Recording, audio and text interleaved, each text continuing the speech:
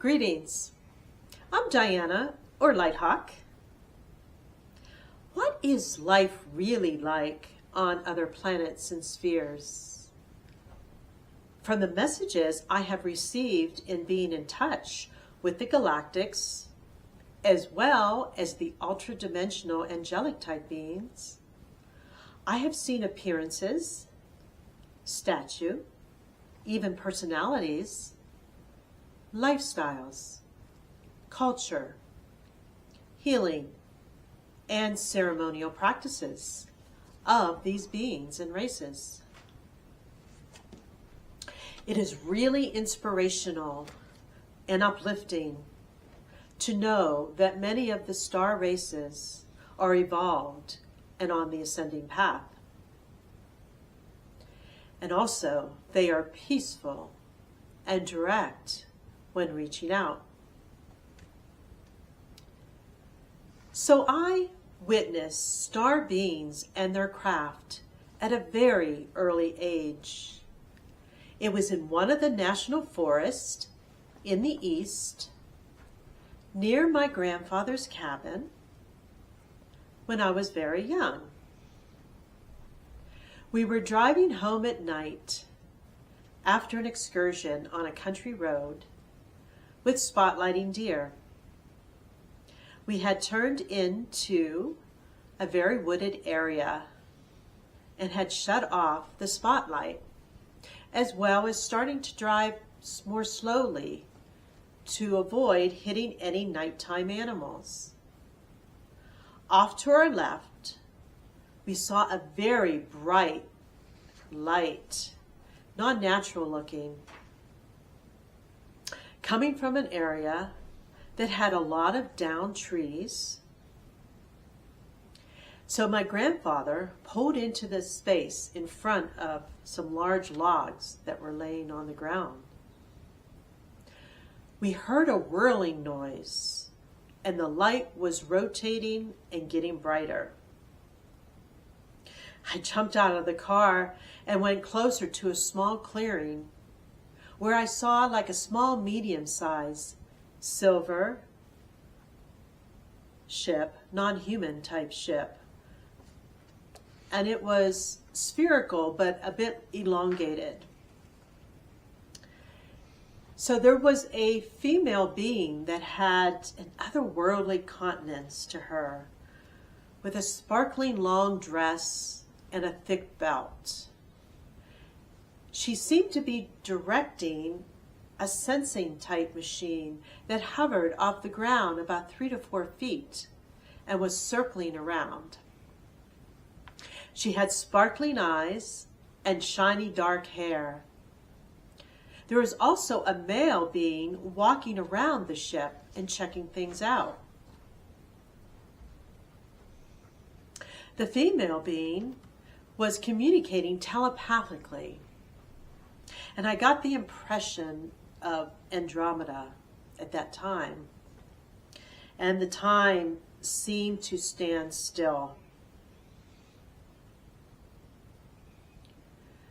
Then I was quickly pulled back by one of my relatives.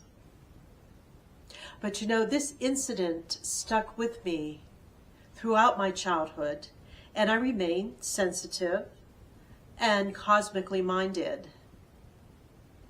A couple years later, I was sitting in my living room looking at some zodiac hanging sculpture on the wall, and I consciously transported to another planet where there was a male and female warrior couple who were my family in another lifetime on another sphere.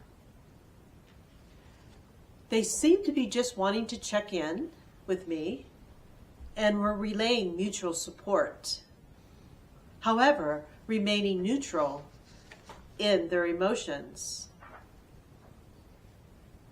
They were dressed in warrior-type clothing, but still seemed mentally and spiritually advanced. Now, throughout the years, I have remained connected with them, and they don't seem to age. Following, I have had many psychic experiences along with witnessing ultradimensional beings with sensing and visions. And over the years, I have become a practitioner concentrating on the quantum realm and have performed many healings and multidimensional readings for others. I have also heard quite a few stories from my clients in regard to different kinds of contact. So I'm especially appreciative of being connected to the Galactic Alliance and the Consciousness Awakening Network. If you would like a multidimensional reading, check out my website at mountainspirithealing.org.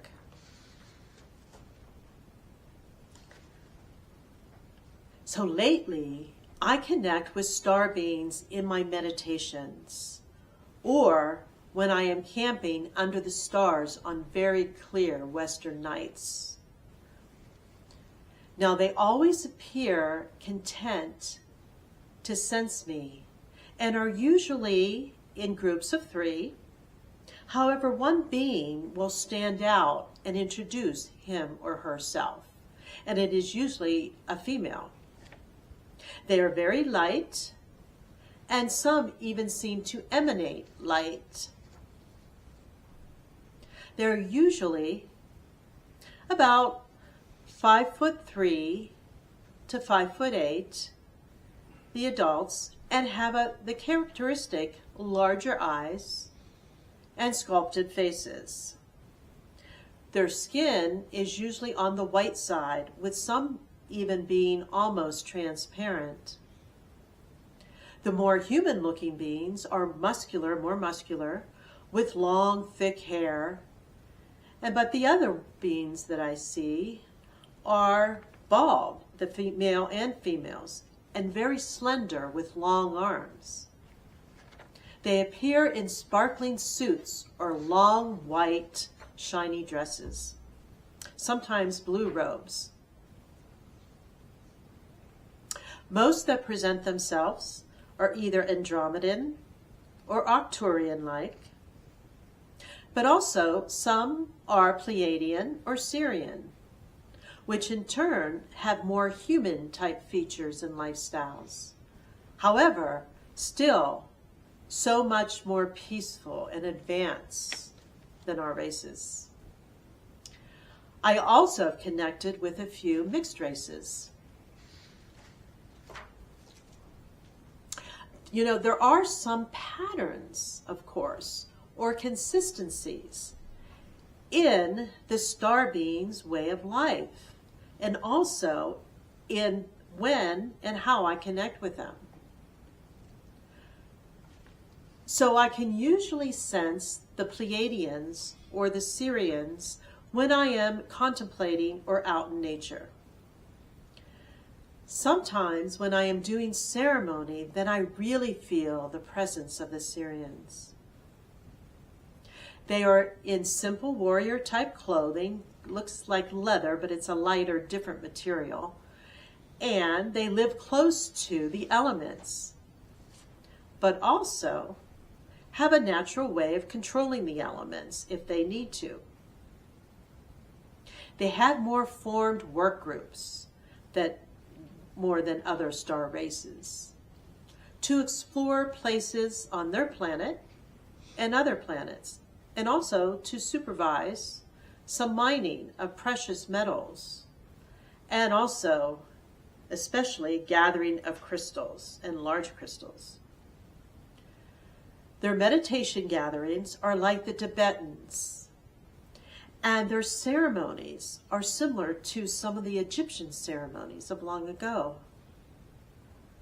And they have large priestess groups.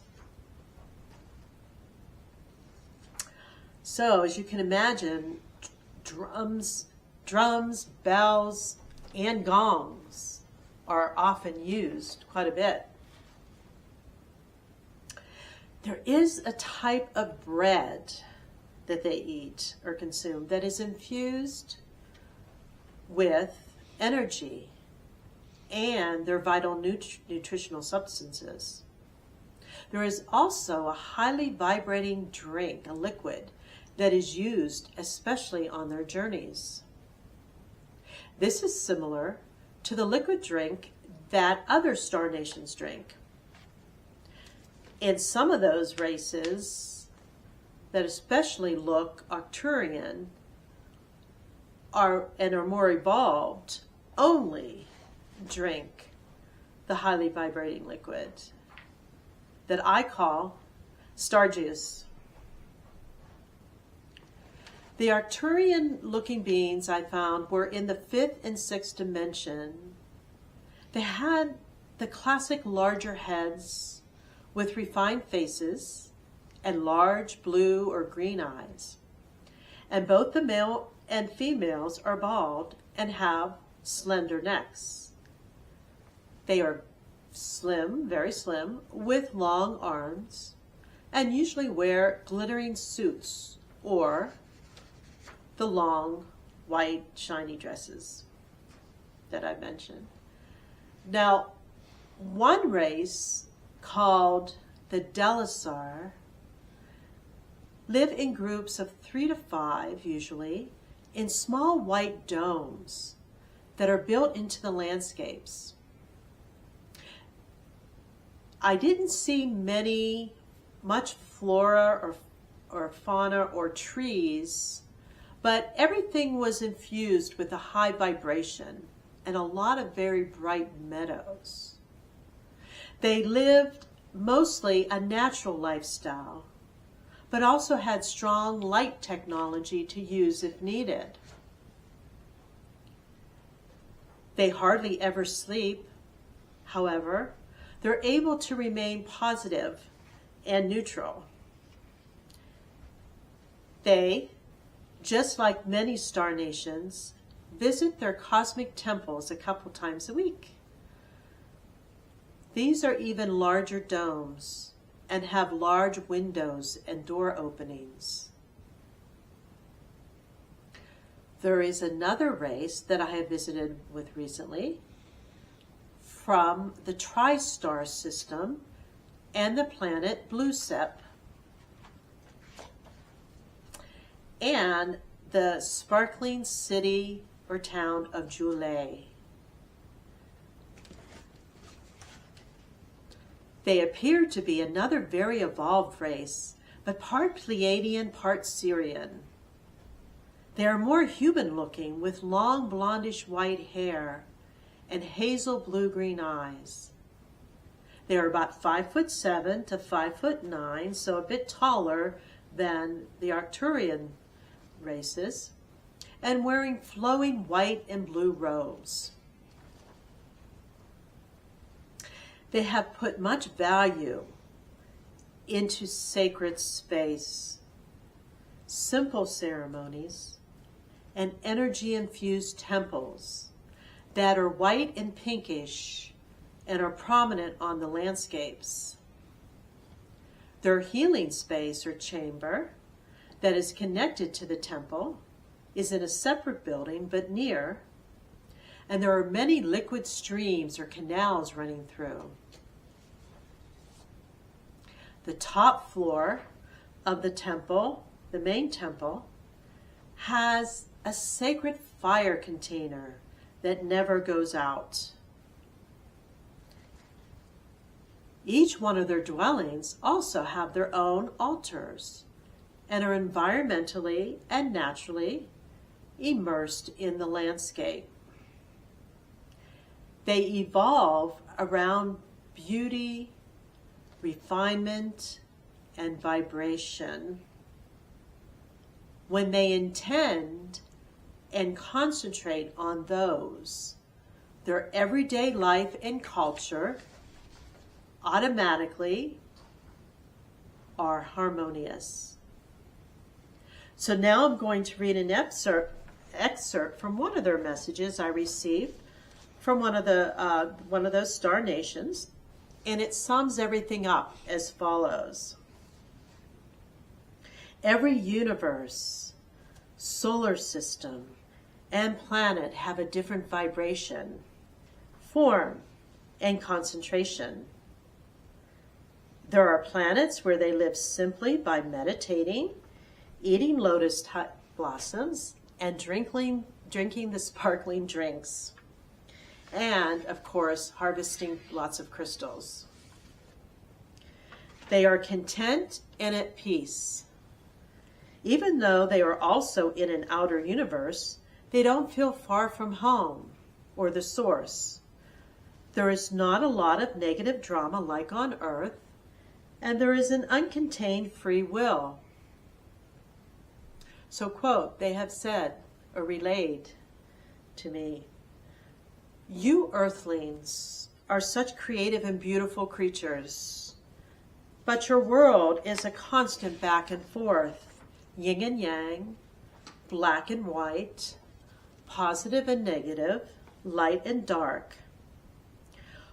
Watch for that moment when you can truly choose light before the thoughts or situations cascade into darkness.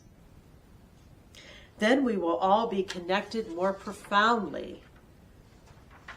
That pinkish gold spark in your heart will be connected to the divine, and those beings around you, along with the spheres near you in your system, will also sense and share in the blessings." So thank you.